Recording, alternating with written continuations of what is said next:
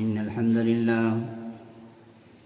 نحمده ونستعينه ونستغفره ونؤمن به ونتوكل عليه ونعوذ بالله من شرور أنفسنا ومن سيئات أعمالنا من يهده الله فلا مضل له ومن يضلله فلا هادي له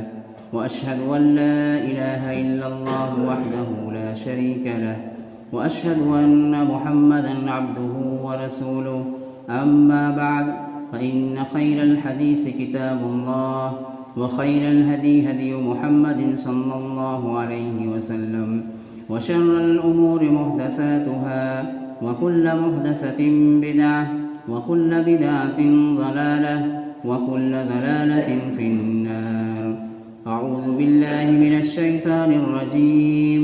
بسم الله الرحمن الرحيم. يا أيها الذين آمنوا اتقوا الله حق تقاته ولا تموتن إلا وأنتم مسلمون.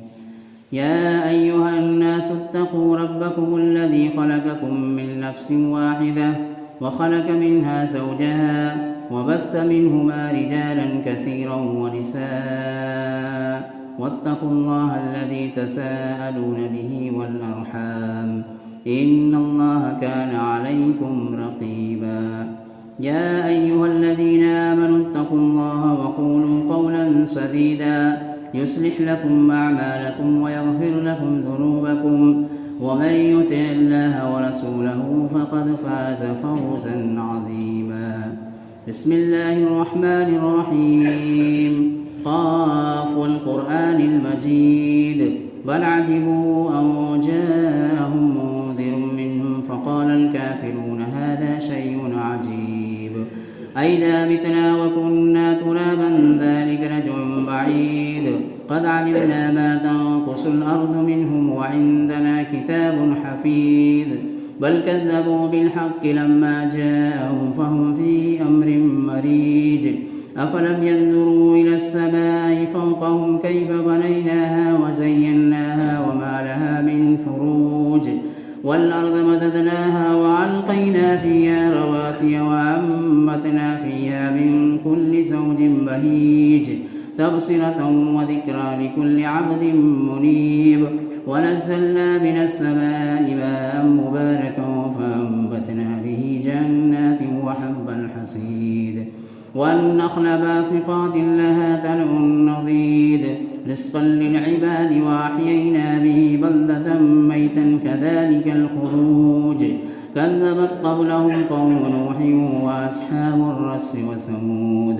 وعاد وفرعون وإخوان لوط وأصحاب الأيكة وقوم تبع كل كذب الرسل فحق وعيد أفعينا بالخلق الأول بل هم في لبس من خلق جديد. وقال الله تبارك وتعالى في موضع آخر. بسم الله الرحمن الرحيم. ومن آياته أن خلق لكم من أنفسكم أزواجا لتسكنوا إليها وجعل بينكم مودة ورحمة إن في ذلك لآيات لقوم يتفكرون. تمام قسم کی تعریفات حمد و ثنا کبریائی بڑائی اللہ رب العالمین کے لیے لائق اور زیبا ہے، جس نے ہمیں اس دنیا کے اندر پیدا فرمایا، ہماری رشد و ہدایت فرمائی، انبیاء علیہم السلام کو مبعوث فرمایا، آسمانی کتابوں کا نزول فرمایا۔ اللہ تبارک و تعالیٰ کا بہت بڑا فضل و کرم ہے کہ اللہ تبارک و تعالیٰ نے ہمیں جناب محمد رسول اللہ صلی اللہ علیہ وسلم کا امت بنایا۔ درود و سلام ہو تمام انبیاء علیہم السلام پر، بالخصوص آخری نبی جناب محمد رسول اللہ صلی اللہ علیہ وسلم پر، جن پر اللہ تبارک و تعالیٰ نے قرآن مجید کو نازل فرمایا، جن کو اللہ تبارک و تعالیٰ نے آخری نبی بنایا، اور جن پر اللہ تبارک و تعالیٰ نے دین اسلام کو مکمل کیا۔ معزز سامعین، حاضرین جمعہ، پردہ نشین ماں اور بہنوں، خطبہ مسنونہ اور سورہ قاف کی تلاوت کے بعد میں نے آپ لوگوں کے سامنے سورہ روم کی آیت نمبر 21 کی تلاوت فرمائی ہے۔ اس آیت میں اللہ تبارک و تعالیٰ ارشاد فرما رہے ہیں کہ وَمِنْ آيَاتِهِ أَنْ خَلَقَ لَكُم مِّنْ أَنفُسِكُمْ أَزْوَاجًا لِتَسْكُنُوا إِلَيْهَا، وَجَعَلَ بَيْنَكُمْ مَوَدَّةً وَرَحْمَةً، اور اس کی نشانیوں میں سے یہ ہے کہ اس نے تمہیں میں سے تمہارے لیے تمہاری جوڑے بنائے تاکہ تم اس سے تسکین حاصل کر سکو۔ وَجَعَلَ بَيْنَكُمْ مَوَدَّةً وَرَحْمَةً، اور اس نے تمہارے درمیان محبت اور رحمت کو پیدا کر دیا، بنایا۔ ان فی ذلک لآیات لقوم یتفکرون، بلا شبہ ایسی چیزوں میں غور و فکر کرنے والوں کے لیے یعنی بہت ہی بڑی نشانیاں ہیں۔ معزز سامعین، حاضرین جمعہ، اس آیت کے مد نظر میں آپ لوگوں کے سامنے آج کی اس خطبے میں معاشرے کی اصلاح میں ازدواجی زندگی کی اہمیت اور ازدواجی زندگی کا کیا رول ہوتا ہے، یا یوں کہا جائے کہ معاشرے کی اصلاح میں شوہر اور بیوی کا کیا رول ہوتا ہے، اسی تعلق سے میں آپ کے سامنے کچھ باتیں رکھنے کی کوشش کروں گا قرآن و حدیث کے تعلق سے۔ ممکن ہے کہ ہم سب کو اس بات کی شکایت ہے کہ معاشرہ بگڑتا چلا جا رہا ہے، ہمارے بچے بگڑتے چلے جا رہے ہیں، ہماری بچوں کے اندر خرابیاں زیادہ اور اچھائیاں کم پائی جا رہی ہے، معاشرہ دن بدن زوال کا شکار ہو رہا ہے۔ تو اس میں جہاں بہت ساری وجوہات ہے، اس میں ایک وجہ یا جو ہماری ازدواجی زندگی ہے، یہ بھی اس میں کہیں نہ کہیں کوئی وجہ ہے۔ لہٰذا میں آپ کے سامنے چند باتیں رکھنے کی کوشش کروں گا کہ ازدواجی زندگی کہتے کس کو ہے، ازدواجی زندگی کو خوشگوار ہونا کیوں ضروری ہے، اور اس کو ہم خوشگوار بنانے کے لیے وہ کون سی عمل یا کون سی راہیں اختیار کرے جس سے ہماری زندگی یا ہماری ازدواجی زندگی خوشگوار بنے۔ معزز سامعین، اس سے پہلے میں آپ کے سامنے ایک حدیث پیش کرنا چاہتا ہوں، آپ اس سے اندازہ لگائیں گے کہ شیطان کو کس چیز سے سب سے زیادہ محبت ہے اور کس کو سب سے زیادہ پسند کرتا ہے۔ چنانچہ مسلم شریف کی حدیث ہے، جابر رضی اللہ تعالیٰ عنہ اس کے راوی ہیں، فرمایا اللہ کے رسول صلی اللہ علیہ وسلم نے ان ابلیس یضع عرشہ علی الماء،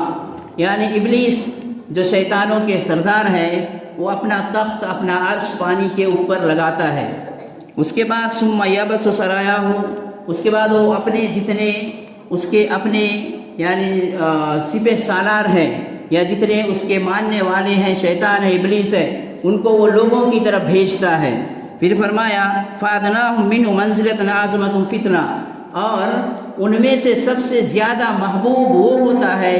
جو فتنے کے اعتبار سے سب سے بڑا کام انجام دے، یعنی مرتبے کے اعتبار سے اس ابلیس کے سردار کا سب سے زیادہ قریبی وہ ابلیس ہوتا ہے یا وہ شیطان ہوتا ہے جو سب سے بڑا کام انجام دیا ہو۔ چنانچہ ابلیس کے یہ جتنے سپہ سالار ہوتے ہیں، جتنے شیطان ہوتے ہیں، وہ پورے زمین پر پھیل جاتے ہیں۔ پھیلنے کے بعد اپنی کوشش شروع کرتے ہیں اللہ کے بندوں کو بھٹکانے کے لیے، اللہ کے بندوں کو غلط راستے پہ چلانے کے لیے۔ کوئی کسی سے جھوٹ بلواتا ہے، کوئی کسی کی نماز کو دوری کر دیتا ہے، کوئی کسی کو سود میں ملوث کر دیتا ہے۔ اسی طرح سے طرح طرح کے گناہوں میں ان کا کام ہوتا ہے کہ وہ بندوں کو ملوث کر دے۔ اس کے بعد وہ سب اس کے پاس آتے ہیں۔ فرمایا یجیء احد فیقول، کوئی آتا ہے اس کے پاس اور آ کر اپنے سردار سے کہتا ہے کہ فعلت کذا و کذا، میں نے ایسا کیا۔ تو شیطان جو ابلیس کا سردار ابلیس ہے وہ کہتا ہے کہ ما صنعت، یعنی ما صنعت شیئا، تم نے کچھ بھی نہیں کیا۔ پھر اس کے بعد ایک دوسرا آتا ہے ثم یقول، کہتا ہے ثم یجیء احدهم فیقول ما ترکت حتی فرقت بینہ وبین امرأتی، کہ میں نے یعنی اس وقت تک نہیں چھوڑا یہاں تک کہ فلاں شخص کو اس کی بیوی سے میں نے جدائی ڈال دی۔ حتی فرقت بینہ وبین امرأتی، یعنی اس کے اور اس کے بیوی کے درمیان ہم نے جدائی ڈال دیا۔ تو شیطان یا ابلیس کا جو سردار ہے وہ خوش ہوتا ہے، فیدنیہ منہ، اس کو اپنے قریب کرتا ہے اور فیقول، تو کہتا ہے فیقول نعم انت، یعنی یقیناً تم نے سب سے بڑا کام کیا ہے۔ ایک دوسری روایت میں ہے کہ وہ کہتا ہے، اس کے پیٹھ کو تھپتھپاتا ہے، اس کو شاباشی دیتا ہے اور کہتا ہے کہ یقیناً تم نے یہ سب سے بڑا کام کیا۔ یہ مسلم شریف کی حدیث ہے۔ آپ اس حدیث سے اندازہ لگا لیے ہوں گے کہ ابلیس کو سب سے بڑا یا سب سے بہترین پسندیدہ کام کیا ہے، وہ کس کو شاباشی دے رہا ہے۔ تو اس حدیث سے یہ پتہ چلتا ہے کہ شیطان کے نزدیک یا ابلیس کے نزدیک، یعنی میاں بیوی کے درمیان یا شوہر اور بیوی کے درمیان اگر جدائی ڈال دیا جائے، ان کے اندر اگر جھگڑا کروا دیا جائے، ان کے اندر اگر ناچاکی پیدا کر دی جائے، تو یہی چیز ایک ابلیس کو اور شیطان کو سب سے زیادہ محبوب مشغلہ ہے۔ اب اس حدیث سے آپ اندازہ لگا سکتے ہیں کہ ابلیس کو ان سے کیوں اتنا زیادہ، یعنی اس سے یہ عمل اس کو کیوں اتنا پسند ہے۔ اس بات پہ غور کرنی چاہیے، اس لیے کہ یہ دونوں کے اندر اگر خوشگوار کا ماحول رہے، اگر اچھا ماحول رہے، تو اس سے ان کے فائدے یہ ہوتے ہیں کہ اس سے اچھے نسل آئیں گے، متقی پرہیزگار لوگ آئیں گے، خاندانوں کے اندر اچھائی رہے گی۔ اور اگر ان دونوں کے درمیان اگر جدائی ڈال دیا جائے تو اس کا فائدہ یہ ہوگا کہ ان دونوں کے اندر خرابی ہوتے ہوتے ان کی بچوں کے اندر بھی خرابی ہوگی، پھر خاندان ایک دوسرے سے لڑیں گے، پھر ایک دوسرے کی عیب جوئی کریں گے، ایک دوسرے کی غلطیاں کو ٹٹولیں گے، پھر اس طرح سے ان کے گھروں میں خلفشار ہوگا، خاندان در لڑیں گے، اس طرح سے بہت ساری برائیوں کا راستہ کھلتا ہے۔ تو اسی لیے شیطان یا ابلیس کو اس عمل سے اتنا زیادہ پسندیدہ ہے۔ لہٰذا اس چیز کو، یعنی شوہر اور بیوی کے درمیان جو ماحول ہے اس کو خوشگوار بنانا بے حد ضروری ہے۔ اگر ہم معاشرے کو یہ چاہتے ہیں کہ معاشرہ ہمارا صالح معاشرہ ہو، اچھا معاشرہ ہو، خوبصورت معاشرہ ہو اور ایک متقی پرہیزگار لوگوں کا معاشرہ ہو، تو اس کے لیے ضروری ہے کہ ہمارے درمیان جو ازواجی زندگی ہے اس کو خوشگوار بنانی چاہیے، آپسی تعلقات اچھی ہونی چاہیے، آپس میں میل جول اچھا ہونا چاہیے۔ اور مفسرین کرام جو آیت میں نے آپ کے سامنے ترجمہ کیا اس میں لکھتے ہیں، اس کی تفسیر میں کرتے ہیں کہ ازواج یعنی جوڑے کے تعلق سے فرمایا کہ دراصل جوڑا وہی ہوتا ہے جو شریعت کے مطابق جو شادیاں یا نکاح ہوتی ہے۔ اور اگر کوئی ایسے بہت سارے یورپ کنٹریز میں یا مغربی ممالک میں جو ماحول پیدا ہو رہا ہے کہ بغیر نکاح کا بھی مرد اور عورت ساتھ رہتے ہیں، تو شریعت نے اس کو جوڑا نہیں کہا ہے۔ لہٰذا شریعت نے جس چیز کو کہا ہے اسی مطابق انسان کو زندگی گزارنے کی کوشش کرنی چاہیے۔ لہٰذا اس چیز سے یہ اندازہ لگتا ہے کہ ہمارے سب سے پہلے چاہیے کہ ہماری ازدواجی زندگی خوشگوار رہے، ہمارے آپسی تعلقات اچھے رہے۔ اس کے تعلق سے اللہ کے رسول صلی اللہ علیہ وسلم نے جو حدیثیں بیان کی ہے اور اللہ تبارک و تعالیٰ نے جو آیت قرآن مجید کے اندر بیان کیا ہے، ان تمام چیزوں کو سمجھنے کی ضرورت ہے۔ جب تک ہم اس کو نہیں سمجھیں گے یا اس کے بارے میں ہم نہیں جانیں گے، یہ خوشگوار ماحول ہمارے اندر پیدا نہیں ہوگا۔ اور یہی وجہ ہے کہ آپ دیکھیں گے آج گھروں کی حالت ایسا ہو گیا ہے کہ بہت سارے جگہوں پہ یا بہت سارے شوہر اور بیوی کے درمیان ناچاکی ہوتی ہے، جھگڑے ہو رہے ہیں، ایک دوسرے کو برداشت نہیں کر پا رہے ہیں۔ کیوں؟ اس لیے کہ اسلامی تعلیم کی کمی ہے ان کے اندر۔ قرآن اور حدیث کے اندر جن باتوں کی طرف اشارہ کیا گیا ہے اس سے ہم نابلد ہیں، ہم نہیں جانتے ہیں۔ اگر جانتے تو بہت سارے مسائل کا حل ہو جائے گا۔ لہذا اللہ کے رسول صلی اللہ علیہ وسلم نے معاشرے کی ترقی اور اصلاح کے لیے ازدواجی زندگی کو خوشگوار بنانے کی تاکید فرمائی ہے۔ آپ صلی اللہ علیہ وسلم نے فرمایا کہ حدیثوں کے اندر مردوں کے تعلق سے مردوں کو اللہ تبارک و تعالیٰ نے ایسی ایسی حدیثیں سنائی، ایسی باتیں بیان کی تاکہ عورت کے تعلق سے اس کے دل میں رحم و کرم پیدا ہو، اور عورت کے تعلق سے ایسی ایسی باتیں سنائی یا بتائی گئی کہ مرد کے تعلق سے اس کے دل کے اندر محبت پیدا ہو۔ اور جو آیت میں نے آپ کے سامنے پڑھی ہے اس میں مودتاً کا لفظ آیا ہے، یعنی اللہ تبارک و تعالیٰ نے عورت کے دل میں اپنے شوہر کے تعلق سے اور شوہر کے دل میں اپنے عورت کے بیوی کے تعلق سے محبت کو پیدا کر دیتا ہے۔ یہ ایک ایسی چیز ہے جو اللہ تبارک و تعالیٰ کی جانب سے ہوتی ہے اور اس کے بعد اس میں رحمتیں نازل ہوتی ہے۔ تو بہرحال اللہ کے رسول صلی اللہ علیہ وسلم نے فرمایا کہ اپنی عورتوں کے تعلق سے تم ڈرو۔ فرمایا کہ فَإِنَّكُمْ أَخَذْتُمُوهُنَّ بِأَمَانِ اللَّهِ، کہ تم نے ان کو اپنا کیا ہے اللہ کی امان سے، اللہ تبارک و تعالیٰ کے امن و امان میں لے کر تم نے ان کو اپنا کیا ہے۔ جب نکاح ہو جاتی ہے ایک مرد اور ایک عورت کے درمیان تو اللہ کے رسول صلی اللہ علیہ وسلم نے ایسے مرد کو فرمایا فَإِنَّكُمْ أَخَذْتُمُوهُنَّ بِأَمَانِ اللَّهِ، تم نے اس کو اللہ کی امان کے ساتھ ساتھ اس کو اپنایا ہے۔ اس کے بعد وَاسْتَحْلَلْتُمْ فُرُوجَهُنَّ بِكَلِمَةِ اللَّهِ، اور وہ تم نے ان کو جائز یا حلال قرار کیا ہے اللہ کے کلمہ کے ذریعے، یعنی جو ایجاب و قبول ہوتا ہے یہ دراصل اللہ تبارک و تعالیٰ کی بنائی ہوئی شریعت ہے، اس وجہ سے اس کو اپناتے ہوئے تم نے اس کو اپنایا ہے، لہٰذا تم اس کے تعلق سے ڈرو، یعنی کوئی قسم کو ظلم زیادتی کرنا یا کوئی قسم کی پریشان کرنا اس سے تمہیں ڈرنی چاہیے۔ لہٰذا اس سے معلوم ہوتا ہے کہ ہمارا معاشرے کے اندر ازدواجی زندگی یا شادی شدہ زندگی جس قدر خوشگوار ہو، جتنا اچھا ہو، جس قدر دینداری ہو، جس قدر شریعت اسلامیہ کے مطابق ہو، گھروں کے اندر ہمارے بچوں کی اسی طرح سے پرورش ہوگی، اسی طرح سے ویسی نیک بچے گھر کے اندر آئیں گے اور گھر کا ماحول بہترین ہوگا۔ اور ہم سب جانتے ہیں کہ گھر سے ہی معاشرہ بنتا ہے، گھر سے خاندان بنتے ہیں، خاندان سے معاشرہ بنتا ہے۔ اگر یہاں سے اس کی جہاں سے بیج بوئی جاتی ہے، جہاں سے شروعات ہوتی ہے، اگر وہ اچھا رہے، اگر وہ مضبوط رہے، اگر وہ خوشگوار رہے تو اس کا نتیجہ آگے چل کے بھی بچوں کے اندر بھی دیکھا جائے گا، خاندانوں کے اندر بھی اس کو پایا جائے گا، اور ساتھ ہی ساتھ معاشرے کے اندر بھی اس خوشگواری کو محسوس کر سکتے ہیں۔ لہذا معاشرے کے انحطاط اور زوال کا یہ بہت بڑا سبب بنتا جا رہا ہے کہ ہماری ازدواجی زندگی کے اندر دراڑیں پیدا ہوتی جا رہی ہے۔ لہذا اس تعلق سے ہمیں جاننی چاہیے۔ اللہ تبارک و تعالیٰ نے قرآن مجید کے اندر فرمایا ہن لباس لکم وانتم لباس لہن، وہ تمہارے لیے لباس ہے اور تم ان کے لیے لباس ہو۔ کیا مطلب ہے اس کا؟ جیسے ایک آدمی کے جسم اور لباس کا جو تعلق ہے، لباس انسان کے لیے کیا کرتا ہے؟ اس کی شکل پوشی کرتا ہے، اس کی عیب کو چھپاتا ہے۔ اسی طرح سے اللہ تعالیٰ نے مثال دے کے فرمایا کہ ایک بیوی اپنے شوہر کے لیے اور ایک شوہر اپنے بیوی کے لیے لباس ہیں، یعنی ایک دوسرے کی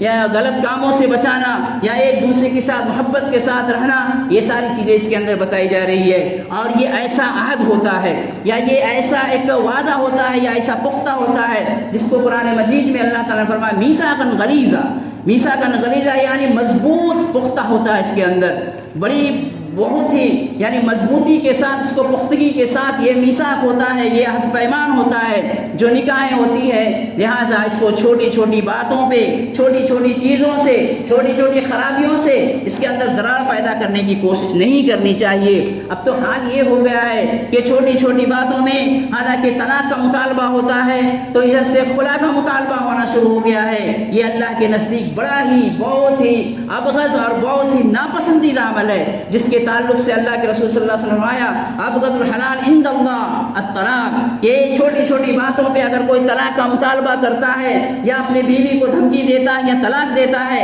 اس کے تعلق سے اللہ نے فرمایا کہ اللہ کے رسول نے فرمایا کہ اللہ کے نزدیک حلال چیزوں میں سے سب سے ابغض، سب سے ناپسندیدہ حلال وہ چیز ہے وہ طلاق ہے۔ لہٰذا اس کو زبان سے بھی انسان کو نہیں نکالنی چاہیے۔ مرد کو جہاں پہ اس طرح سے تاکید کی گئی ہے، عورت کے تعلق سے اللہ کے رسول نے فرمایا اگر ایک عورت چھوٹی چھوٹی باتوں پہ خلا کا مطالبہ کرتی ہے یا طلاق کا مطالبہ کرتی ہے یا چھوٹی چھوٹی باتوں پہ آ کر وہ طلاق لینا چاہتی ہے تو اس کے تعلق سے اللہ کے رسول نے فرمایا کہ ایسی عورت جنت کی خوشبو تک نہیں پائے گی۔ آپ دیکھیے کہ کس طرح سے مردوں کے دلوں میں اس بات کو بیٹھایا گیا اور عورتوں کے دلوں میں بھی اس بات کو بیٹھائی جا رہی ہے کہ اگر ایک عورت بلا وجہ یا بغیر کسی وجہ سے یا چھوٹی چھوٹی باتوں میں آ کر اگر خلا کا یا طلاق کا مطالبہ کرتی ہے تو جنت تو دور کی بات ہے، جنت کی خوشبو تک اس کو نہیں ملے گی۔ اس سے کیا پتہ چلتا ہے؟ یعنی یہ ایک ایسا عہد و پیمان ہے کہ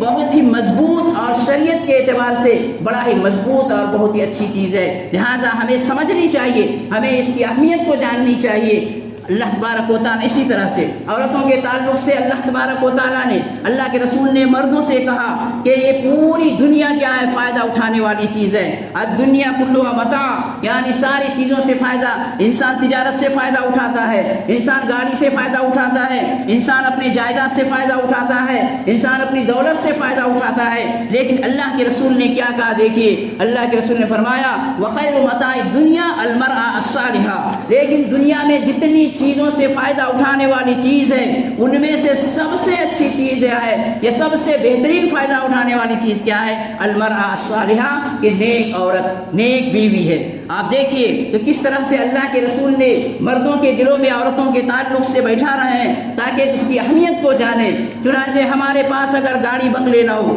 جائیداد نہ ہو، زمین جگہ نہ ہو، دولت نہ ہو، لیکن نیک بیوی اگر ہے تو سمجھیے کہ آپ کے پاس دنیا کی سب سے بڑی دولت ہے۔ اس حدیث کا مطلب یہی ہے کہ سب سے بڑی دولت آپ کے پاس موجود ہے۔ ممکن ہے کہ آپ غریب ہو، ممکن ہے کہ آپ کے پاس تجارت نہیں ہے یا زمین جگہ نہیں ہے، جائیداد نہیں ہے، اگر آپ کی بیوی نیک ہے، صالحہ ہے، تو سمجھیے کہ پوری دنیا کی سب سے بڑی دولت آپ کے پاس موجود ہے۔ اس طرح سے اللہ کے رسول صلی اللہ علیہ وسلم نے مردوں کو عورتوں کے تعلق سے فرمایا اور عورتوں کو مردوں کے تعلق سے اللہ کے رسول نے فرمایا۔ ابن ماجہ کی حدیث ہے اور ترمذی کی بھی حدیث ہے کہ اللہ کے رسول نے فرمایا کہ اگر اللہ کے بعد کسی کو سجدہ کرنے کا حکم دیا جاتا، اگر اللہ کے بعد کسی کو سجدے کے لیے حکم دیا جاتا تو اس بات کی حکم دی جاتی کہ بیوی اپنے شوہر کا سجدہ کرے۔ آپ سوچ کر دیکھیے کہ اس کے دل میں یہ بات بیٹھائی جا رہی ہے، لیکن چونکہ اپنے خالق مالک اللہ کے علاوہ کسی کو سجدہ جائز نہیں ہے، جس کی وجہ سے یہ چیز حکم نہیں دی گئی۔ اس حدیث کی اہمیت آپ یہ دیکھیے کہ ایک عورت کے دل میں شوہر کے تعلق سے کیا باتیں بیٹھائی جا رہی ہے، یعنی گویا کہ شوہر تمہارے لیے سب کچھ ہے، تم اس کی اطاعت و فرمانبرداری کرو، تم اس کی تمام جائز خواہشات کو پوری کرو، شریعت کے مطابق ساری اطاعت کرو اور جنت میں داخل ہو جاؤ۔ اللہ کے رسول صلی اللہ علیہ وسلم فرماتے ہیں ایک عورت اللہ کے رسول کے پاس آتی ہے، اس ضرورت سے فارغ ہونے کے بعد جب وہ جاتی رہتی ہے تو اللہ کے رسول صلی اللہ علیہ وسلم نے سوال کرتے ہیں، پوچھتے ہیں کہ ازعت بالی انتی، کیا تم شوہر والی ہے، یعنی کیا تم شادی شدہ ہے؟ تو عورت کہتی ہے نعم یا رسول اللہ، ہاں یا رسول اللہ میں شادی شدہ ہوں۔ تو انہوں نے فرمایا کہ تم اپنے مرد کے تعلق سے، اپنے شوہر کے تعلق سے تم کس طرح رہتی ہے؟ وہ فرماتی ہے کہ میں اپنے حد الامکان کوشش کرتی ہوں کہ کسی بھی شکل میں اس کو خوش کروں جتنی میری استطاعت ہے۔ اللہ کے رسول نے فرمایا انظری، یاد رکھو، فرمایا کہ یاد رکھو، یعنی تم دیکھو، اس بات پر غور کرنا کہ وہ تمہارے لیے جنت بھی ہے اور وہ تمہارے لیے جہنم بھی ہے۔ فرمایا اللہ کے رسول نے کہ فَإِنَّمَا جَنَّتُكِ وَنَارُكِ، یعنی اگر تم ان کو خوش کر کے اس کی اطاعت و فرمانبرداری کر کے جتنی باتیں شریعت کے مطابق ہے، اگر اس کی تم اطاعت و فرمانبرداری کرتے ہو تو تمہارے لیے جنت ہے، اور اگر تم اس کی نافرمانی کرتے ہو تو تم جہنم کے مستحق ہو جاؤ گے۔ ان حدیثوں سے آپ اندازہ لگا سکتے ہیں کہ کس طرح اللہ کے رسول نے ایک دوسرے سے جوڑ کر رکھ رہا ہے، یعنی کتنی بڑی عہد و پیمان ہوتی ہے، اور خوشگوار ماحول بنانے کے لیے، زندگی خوشگوار بنانے کے لیے ان چیزوں کی کتنی ضرورت پڑتی ہے۔ اسی طرح سے مرد پر سب سے بڑا حق اس کے ماں باپ کا ہوتا ہے، مرد پر سب سے بڑا حق اس کے ماں باپ پر ہوتا ہے، اس کے بعد بیوی کا بھی ہوتا ہے، لیکن بیوی پر سب سے بڑا حق اس کا شوہر کا ہوتا ہے۔ اللہ کے رسول نے فرمایا کہ ایک بیوی کے لیے اس کا سب سے بڑا یعنی اس کا حق یہ ہے کہ وہ اپنے شوہر کی اطاعت و فرمانبرداری کرے۔ اللہ کے رسول صلی اللہ علیہ وسلم نے کئی طرح کی حدیثوں کا اشارہ فرمایا ہے۔ تو اس طرح سے آپ پتہ لگا سکتے ہیں کہ یہ جو زندگی ہے، یہ کوئی آج جو یورپ کی کنٹری یا مغربی ممالک جو اس چیز کو بگاڑ کر رکھ دیا ہے، دراصل شریعت کے لحاظ سے یہ بہت بڑی چیز ہے، اور اگر ہماری زندگی کے اندر اس طرح سے چاہتے ہیں کہ خوشگواری آئے تو یقین مانیے ان چیزوں کو ہمیں اپنانا پڑے گا۔ لہٰذا ہمیں چاہیے کہ یہ ہوئی ایک ازدواجی زندگی، اب رہی اس کے بعد میں آپ کے سامنے کہ یہ خوشگوار کس طرح سے بنے۔ یہ تو آپ سمجھ میں آ گیا ہے کہ کس طرح سے ایک دوسرے کی اہمیت قرآن و حدیث کے اندر دیا گیا ہے، یعنی مردوں کے تعلق سے کیا کیا حکم آیا، عورتوں کے تعلق سے کیا حکم آیا۔ اب ہمیں یہ چاہیے کہ اس کو خوشگوار کیسے ہم بنا سکتے ہیں۔ موضوع تو بڑا لمبا ہے لیکن وقت مختصر ہوتا ہے، جس کی وجہ سے میں سمیٹنے کی کوشش کروں گا کہ ہم اپنی ازدواجی زندگی کو خوشگوار کس طرح سے بنائیں گے تاکہ ہماری نسل، ہمارا گھر، ہمارے خاندان اور ہمارا معاشرہ صالح بن سکے۔ لہذا اس کے لیے چند باتیں میں آپ کے سامنے پیش کرتا ہوں۔ دیکھیے، پہلی بات یہ ہے کہ دونوں کو چاہیے، یعنی شوہر اور بیوی کے لیے ضروری ہے، ان دونوں کو چاہیے کہ ایک دوسرے کا احترام کریں۔ پہلی چیز یہ احترام کرنا، شوہر بیوی کا احترام کرے اور بیوی شوہر کا احترام کرے۔ کیسے احترام کریں گے؟ دیکھیے، اس تعلق سے بتایا گیا کہ کبھی کبھی ایسا ہوتا ہے آپس میں کچھ نوک جھونک ہو جاتا ہے، تو شوہر بیوی کو تانا دینا شروع کرتا ہے، یہاں تک کہ اس کی خرابیوں کو ظاہر کرتا ہے۔ بسا اوقات بہت سارے ایسے لوگ ہوتے ہیں کم علمی اور جہالت کے بنا پر اس لڑکی کے یا اس اپنے بیوی کے ماں باپ کے اوپر بھی تانے زنی کرنا شروع کرتے ہیں کہ تمہارا باپ ایسا ہے، تمہارا ماں ایسا ہے، تمہاری خاندان ایسا ہے۔ ایسے ہونے کی وجہ سے بیوی کے دل میں شوہر کے تعلق سے نفرت پیدا ہوتا ہے۔ اسی طرح سے عورت کے لیے کہا گیا کہ تم اپنے شوہر کی اطاعت کرو اور اس کا حکم احترام کرو۔ اس کے لیے ہمیں ضروری ہے کہ ایک دوسرے کا احترام کرنا۔ اللہ کے رسول صلی اللہ علیہ وسلم نے فرمایا لا یفرق مؤمن مؤمنۃ، کہ ایک مومن دوسرے مومنہ کا نفرت سے نہ دیکھے، کراہت سے نہ دیکھے، اور اگر اس کا کوئی کام اس کو ناپسند کرتا ہو یا ناپسندیدہ لگتا ہو تو اس کی دوسری اچھائی کو دیکھے ہو۔ اللہ کے رسول نے فرمایا ان کرہ منا خلقا رضی منا خلقا آخر، یعنی اگر کوئی ایسا کام شوہر کو، بیوی کے کوئی ایسا کام اگر ناپسندیدہ لگ رہا ہے تو اس کے دوسری اچھائی کو تلاش کرے، وہ اس کی دوسری اچھائی کو دیکھ کر اس کو چھوڑ دے۔ اسی طرح سے بیوی کو چاہیے کہ شوہر کے تعلق سے، مان لیجئے کہ شوہر کے پاس دولت نہیں ہے یا غریب غربا ہے، لیکن اس کی کوئی تو خوبی اس کے پاس ہوگی، ممکن ہے کہ وہ نمازی ہے، وہ متقی پرہیزگار ہے، وہ اللہ کی عبادت کرتا ہے، تو اس کے اس خلق سے اسے راضی ہو جانی چاہیے۔ اسی طرح سے ایک دوسرے کو چاہیے کہ ان کی خوبیوں کو تلاش کرے۔ اگر ہم لوگ ازدواجی زندگی میں شوہر اگر بیوی کے خوبیوں کو تلاش کرے اور بیوی اگر شوہر کی خوبیوں کو تلاش کرے، یقین مانیے گھر کا ماحول اچھا ہو جائے گا اور ہمارے اندر جذبہ پیدا ہوگا ایک دوسرے کو معاف کرنے کا۔ اسی طرح سے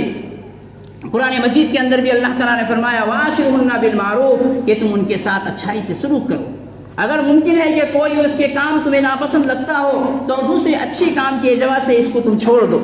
ممکن ہے کہ اللہ تبارک و تعالیٰ اس کی وجہ سے تمہیں بہت کوئی اچھائی اور خیر و بھلائی لانے والا ہو، تو اس طرح سے پہلی۔ دوسری بات یہ ہے کہ ایک دوسرے کو برداشت کرنا۔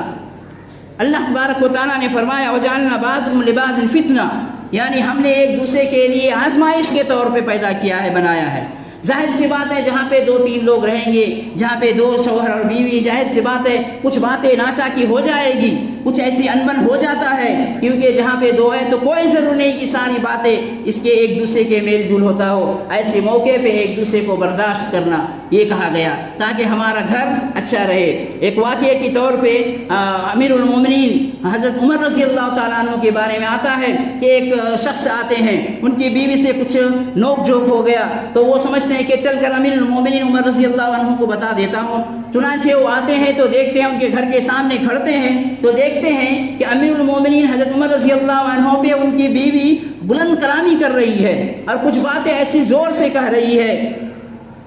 اور یہ شخص دیکھتے ہیں کہ حضرت عمر رضی اللہ تعالیٰ عنہ خاموش کھڑے ہیں، چپ سے رہتے ہیں، کچھ بات نہیں کہہ رہے وہ۔ چنانچہ یہ شخص دیکھتا ہے، اب وہ سمجھتا ہے کہ جو میرے گھر میں ہوا وہ یہاں پر بھی ہو رہا۔ چنانچہ وہ سمجھتا ہے کہ اب تو میرا مسئلہ ہی حل ہو گیا، وہ واپس جانا چاہتا ہے وہاں سے۔ امیر المومنین کی نظر پڑتی ہے، وہ پوچھتے ہیں کہ تم آئے اور بغیر کچھ کہے جا رہے ہو؟ تو انہوں نے فرمایا کہ اے امیر المومنین، جس کے لیے میں آیا تھا وہ مسئلے کا حل ہو گیا، کہ میں یہ نہیں سمجھتا تھا کہ آپ کے گھر میں بھی ایسا ہوتا ہو، امیر المومنین کے گھر میں بھی ایسا ہوتا ہو، لہٰذا میں اپنا جواب مل گیا۔ چنانچہ عمر رضی اللہ تعالیٰ عنہ کہتے ہیں دیکھو میری بیوی میرے لیے کیا کیا ہے، یعنی وہ میرے لیے طباخہ ہے، وہ مجھے کھانا بنا کر دیتی ہے، وہ میرے لیے خبازہ ہے، وہ مجھے روٹی بنا کر دیتی ہے، وہ میرے گھر کو سنوار کے رکھتی ہے، اچھے سے رکھتی ہے، میرے بچوں کی پرورش کرتی ہے، میرے بچوں کی دودھ پلاتی ہے۔ اتنے سارے کام کرنے کے بعد اگر تھوڑی سی بلند کلامی ہو جائے تو کیا میں اس کو معاف نہ کر دوں؟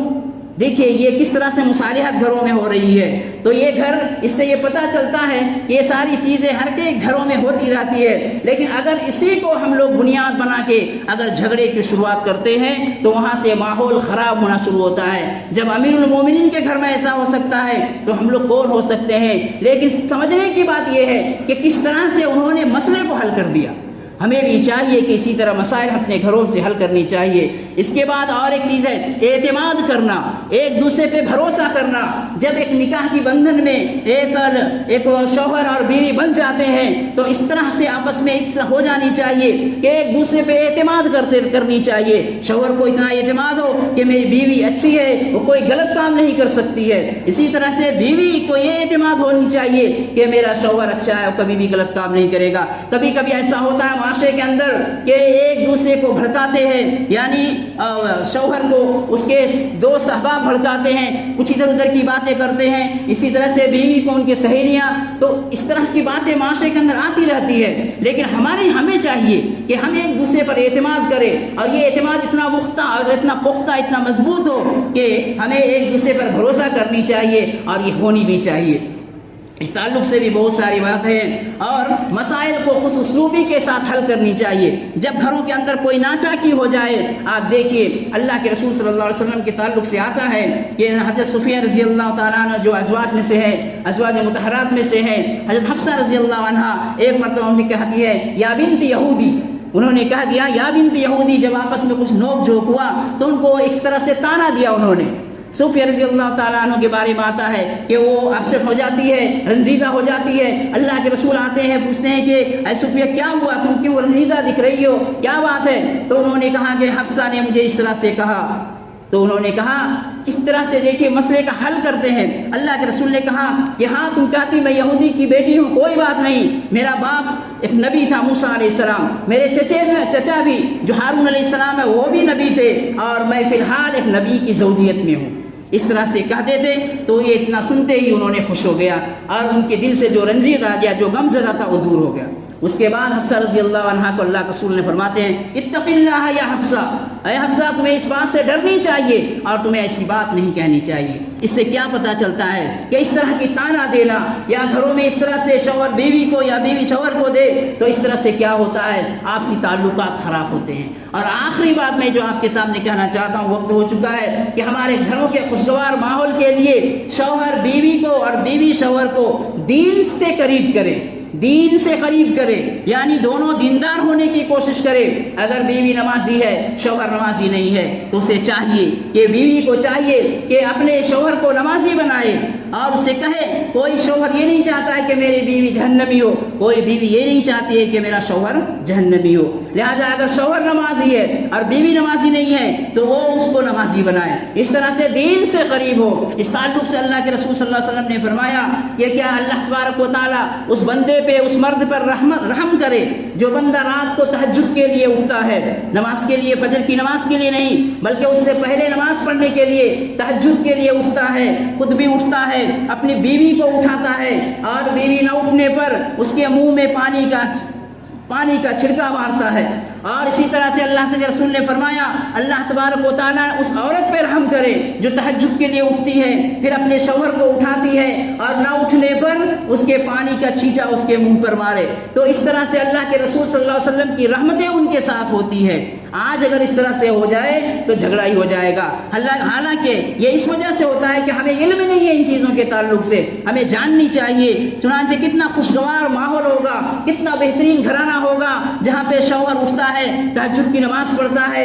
بیوی کو جگاتا ہے، یا بیوی اٹھتی ہے شوہر کو جگاتی ہے، پھر تہجد کی نماز پڑھتے ہیں، اللہ سے دعائیں کرتے ہیں، اپنے بچوں کے تعلق سے، اپنے تعلق سے، اپنے عزت و ناموس کے تعلق سے دعائیں کرتے ہیں، اور اللہ سے گڑ گڑاتے ہیں۔ آپ سوچ کر دیکھیے کہ ایسا گھر کتنا خوبصورت گھر ہوگا، کتنا بہترین ماحول ہوگا، یہاں پہ پڑھنے والے بچوں کی تربیت کتنی خوبصورت ہوگی۔ آج ہم شکایت کرتے ہیں کہ ہماری بچوں کی تربیت نہیں ہو پا رہی، پہلے ہم خود اپنے اندر جھانک کر دیکھیں کہ ہمارے اندر وہ کون سی خرابی ہے۔ بڑے بڑے محدثین کے بارے میں، بڑے بڑے تابعین کے بارے میں آتا ہے کہ وہ تہجد کی نماز پڑھتے تھے، اور وہ کہا کرتے تھے اے اللہ میں یہ نماز تو تیرے لیے پڑھ رہا ہوں، لیکن اس کے پیچھے راز یہ بھی ہے کہ میرے یہ جو ننھا منھا بچہ بستر پہ سو رہا ہے، اس کا اثر اس پہ بھی ہو، میرا اس نماز کا اثر اس کے بھی ہو، کیونکہ جس کا باپ ماں متقی رہتے ہیں، اگر نیک رہتے ہیں، تو اس کا اثر بچوں پہ پڑتا ہے۔ لہٰذا ہم اپنے بچوں کے تئیں، اپنے بچوں کے تعلق سے فکر مند ہیں، ہر ایک آدمی فکر مند ہے، لیکن اس کا جو سولوشن ہے، اس کا جو راستہ ہے، اس کو ہم نہیں اپنا رہے ہیں۔ لہٰذا ہمیں بہت ساری یعنی یہ چیزوں پہ دھیان دینے کی ضرورت ہے۔ اگر آدمی چاہتا ہے، سب سے پہلی چیز یہ ہے کہ اپنے ماحول کو خوشگوار بنانے کی کوشش کرے، اور ان میں سے اگر وہ چاہتا ہے کہ میرا گھرانہ اچھا ہو، میرا گھر خوشگوار ہو، تو شوہر اور بیوی دونوں کو نیک ہونے کی کوشش کریں، ایک دوسرے کو نیک بنانے کی بھی کوشش کریں، خود بھی نیک بنے۔ یقین مانیے کہ آپ کو بچوں کی کہنے کی ضرورت نہیں پڑے گی کہ تم اچھے ہو جاؤ، ہمیں دیکھ کر، ہمارے کرتوت کو دیکھ کر، ہمارے اعمال کو دیکھ کے ہمارے بچے اچھے ہو جائیں گے۔ لہٰذا یہ شکایت جو زبان سے ہم نکالتے ہیں کہ ہمارا گھر اچھا نہیں، بچے اچھے نہیں، ظاہر سی بات ہے بچوں کی تربیت کیسے ہو، تو سب سے پہلے ہمیں اپنے آپ کو ٹھیک کرنے کی ضرورت ہے۔ چنانچہ میری ایک ہی گزارش یہ ہے، یا پورا خلاصہ یہ ہے کہ اگر شوہر اور بیوی کے درمیان اچھائی ہو جائے، ماحول خوشگوار ہو جائے، تو یقین مانیے کہ گھر بہت خوبصورت ہو جائے گا۔ گھر جس کو اللہ تبارک و تعالیٰ نے سکونت کا جگہ بنایا ہے، انسان کو وہاں تسکین اور سکونت ملے گی۔ اللہ سے دعا ہے کہ اللہ تبارک و تعالیٰ ہم تمام مسلمانوں کو ان باتوں پر عمل کرنے کی توفیق عطا فرمائے۔ اللہ تبارک و تعالیٰ ہماری ازواجی زندگی کو خوشگوار سے خوشگوار بنانے کی توفیق عطا فرمائے۔ اللہ تبارک و تعالیٰ ہمارے گھروں کی ماحول کو اچھا بنانے کی توفیق عطا فرمائے۔ اللہ تبارک و تعالیٰ ہم تمام کو تہجد اور فرائض کی پابندی کرنے کی توفیق عطا فرمائے۔ آمین یا رب العالمین۔ وآخر دعوانا ان الحمد للہ رب العالمین۔ بارک اللہ لنا ولکم فی القرآن المجید ونفعنا وإیاکم بالآیات والذکر الحکیم، انہ تعالی جواد کریم ملک رؤوف رحیم ورب حلیم۔